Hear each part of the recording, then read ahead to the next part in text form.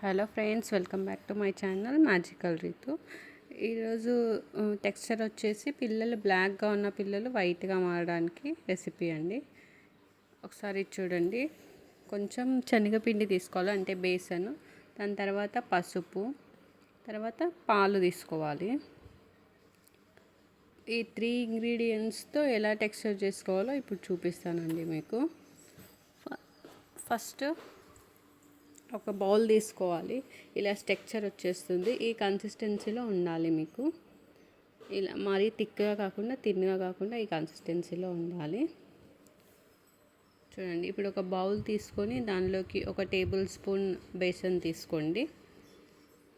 దానిలోకి కొద్దిగా పసుపు తీసుకోండి. అది కావాల్సితే తీసుకోండి, వద్దన్న వాళ్ళు తీసుకోకండి.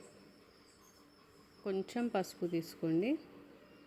చిన్నపిల్లలకు కాబట్టి ఒకరికి పడుతుంది, ఇంకొకరికి పడదు. అది మీ ఇష్టం. తీసుకుంటే తీసుకోండి, లేకపోతే లేదు. కొంచెం పసుపు, దాని తర్వాత కొంచెం పాలు యాడ్ చేయండి. ఇట్లా కొంచెం కలుపుకోండి, అంటే ఉండలు లేకుండా కలుపుకోండి. చేయితో కలుపుకున్నా సరే, స్పూన్తో కలుపుకున్నా సరే. ఇలా ఉండలు లేకుండా నీట్గా టెక్స్చర్ వచ్చేటట్టు కలుపుకోవాలి. మరీ స్మూత్గా కాకుండా, మరీ ఎక్కువ థిక్గా కాకుండా, పల్చగా కూడా కాకుండా కలుపుకోండి. అది బాడీకే రావాలి కదా. ఇలా నీట్గా కలుపుకోండి. నేను పాలక సరిపోలేదు, కొంచెం కన్సిస్టెన్సీ థిక్గా అయింది. అందుకే నేను మళ్ళీ కొన్ని పాలు పోసుకొని మళ్ళీ కలుపుకుంటున్నాను. ఈ కన్సిస్టెన్సీ అయితే సరిపోతుంది మనకి. చూడండి, నేను చూపించే కన్సిస్టెన్సీ సరిపోతుంది.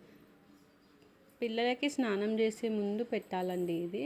అది బేబీ ఆయిల్ రుద్దాలి. ఆల్మండ్ ఆయిల్ రుద్దిన తర్వాత పెట్టాలి. ఇక్కడ నేను మా పాపకు రాసి చూపిస్తున్నాను చూడండి. ఇలా రాస్తూ ఉంటే నురుగు అనేది వస్తుందండి. ఒక 2 టైమ్స్ రాస్తుంటేనే నురుగు అనేది వచ్చేస్తుంది చూడండి. ఇలా రాసి మళ్ళీ సోప్తో మనం కడిగేసుకుంటే సరిపోతుందండి. డైలీ చేయండి. ఒక 1 మంత్ రిజల్ట్ అనేది చూసుకోండి. చూడండి, ఇలా రాసేసుకుంటే సరిపోతుంది. నురుగు అనేది మనకు బాగా రబ్ చేస్తున్న కొద్దికి వచ్చేస్తూనే ఉంటుంది. దాని తర్వాత కడిగేసుకుంటే సరిపోతుంది.